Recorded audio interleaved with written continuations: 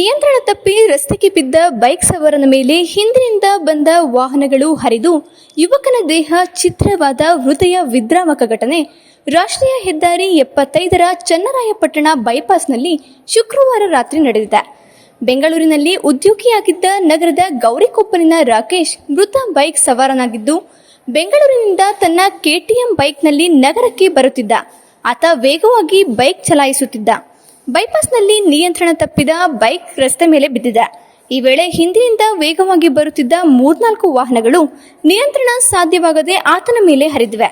ಇದರಿಂದ ಸ್ಥಳದಲ್ಲೇ ಆತ ಪ್ರಾಣ ಕಳೆದುಕೊಂಡಿದ್ದಲ್ಲದೆ ದೇಹವು ಛಿದ್ರಗೊಂಡಿದೆ. ರಾಕೇಶ್ ಮೇಲೆ ಹರಿದ ವಾಹನಗಳೆಲ್ಲವೂ ನಿಲ್ಲಿಸದೆ ಪರಾರಿಯಾಗಿವೆ.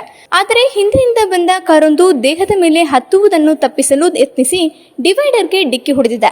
ಕಾರಣ ಪ್ರಯಾಣಿಕರಿಗೆ ಸಣ್ಣ ಪುಟ್ಟ ಗಾಯಗಳಾಗಿವೆ. ಚನ್ನರಾಯಪಟ್ಟಣ ಸಂಚಾರ ಠಾಣೆ ಪೊಲೀಸರು ಪ್ರಕರಣ ದಾಖಲಿಸಿಕೊಂಡಿದ್ದಾರೆ.